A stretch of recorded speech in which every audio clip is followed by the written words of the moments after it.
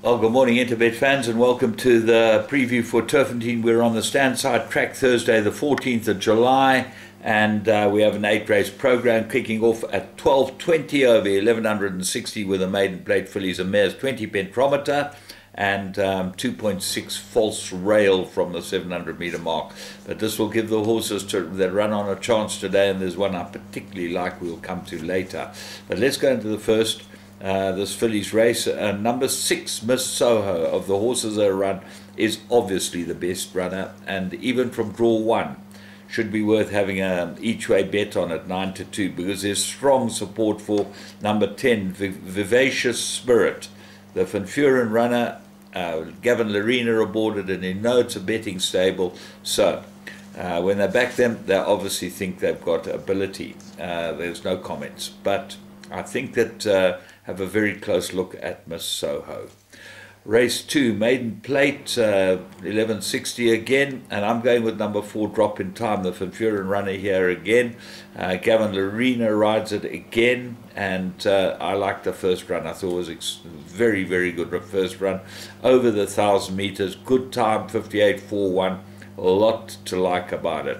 Gliding Fish ran a very poor time, much slower. That's had one run. That will probably improve, but I don't think it's good enough. And Great Times, there's certainly collateral form lines with that. Mr. Bodacious, number 7, is 3-1 in the betting, so have a close look at him on the Cantadar. Race 3, maiden plate, 1,400 meters. I made an absolute two-cornered contest, and I like one Fire Lord. I thought you go back in his form. The 1,400 meter form's good. The times are reasonable, and he's come back from a break, and he's obviously got issues, this horse, but the Cock Yard wouldn't be running him if they didn't think he was right. 4, Positive Attitude, 2 very good runs from Craig Zaki, and he's got to be the big runner in the race. Now, number 9, I'm not going to even try and say his name. I'm not going to say it. David Nivenay's runner, Gavin Larena, aboard it. He rode it last time. They backed it to 33-10, and it got beaten half a length. That wasn't a bad run at all, so he's got to be a player as well. So those are the 3. Race 4, maiden plate fillies and mares. They go 1,400, two-cornered, 8 Nyala Beach. Very good first start. The time was, if you go back and have a look at the time of the race before, the Gliding Fish, no, that wasn't the one. There was someone else. So anyway, I did a time assessment on it, and I thought it was a pretty good time. But the big danger's got to be number 6, Bird in Space, as he runner, with Calvin Habib aboard it. 2 very nice runs, and I expect it to go well here. So I'm only going 2 horses there. Chopsticks would be the best of the older horses, but will he have enough firepower to beat these horses, getting them 4 kilos at this time of the year? Remember, we're nearly at the end of the season, and the 2-year-olds are getting 4 kilo allowance, and that I think will help them. Race 5, fillies and mares, 2,400 meters.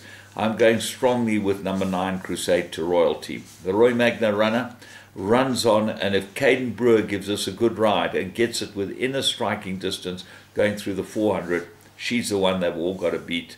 She's well handicapped. She's got a lot to like about her, and she runs on really well, and I think there's going to be a very good pace here. The stable elect from the Robbie Sage has got to be number 6, Zazu. She's a cracker, is ridden by Gavin Larena, but Zazu seems to be the stable elect and had got good form. There are a couple of horses that might improve. Damova shows pace, and Ariam very much more consistent over this track. Race 6, fillies and mares, 1,800 meters, and I think Joey Soma will run very well here with Bellevard. Absolutely the right horse. Ran on last time, and certainly was given too much to do. Stayed off the same merit rating behind Rouge Allure. Now have a look at this. Greek Miss ran a 4th in the race and got given 1 point, which is half a kilo. Kind Judy ran 2nd and got given a 2-point penalty. And Kind Judy is very, very consistent. You've had a look at this filly, and you can see why I like Blinker Strikes, because if you go back in her form, the Water Stable ran her a few times and then put the blinkers on her. She's won 4 out of 6 since they put the blinkers on her, and she's been pretty unlucky in the other 2. So she really has come well and's got to go well here. Dark Travel got 5 points for winning the last time. She won a short head, and she went from a 69 to a 74. So where's the logic? Anyway, they know what they're doing, and I don't. Race 7. Filly conditions, played fillies and mares, 1160, very interesting race. They've taken 2 out. Those were in there to keep the race alive, and so there you've got to think that David Nievenhuizen wants to, has the right race for Anna Capri, but I think it's a bit far for her. I think she likes 1100 or less. Alula Star, I think, was perfectly suited to this distance from the Stuart Pettigrew yard. That's number 4. Kayla's Champ, well suited as well, good win last time. But on merit ratings, you've got to go with Mercury Rising. The race is absolutely made for Mercury Rising. She's got a merit rating of 105. She carries 52 in the race. She's turning 4, and she's moved up to the Paul Peter yard. I think she's a very, very live wire in the race, and I'm going for her.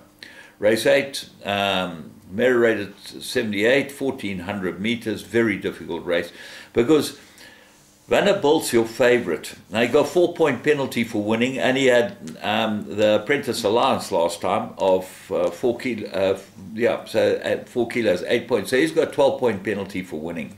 He maybe came off a very low base, which I think is the case. You know, he came to Paul Peter from Fairview with a merit rating of 67. He dropped to 65, and then is now 73. So he could be off a low base, but I don't think Macbessie's that good. So I'm going elsewhere. Rock of Africa, I think, is a runner. Needed his last run. Craig Zaki sticks with him and improves. He ran on. Ben Swear won a good race and only got 2 points penalty. Indus Knight might be the better of the 2 Paul Peter runners. And then Southern Blaze, don't leave this out of anything. Got to have a chance.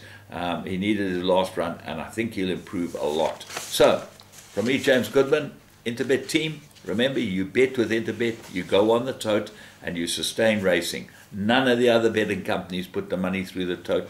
They all have the open bet. Stick with Interbet.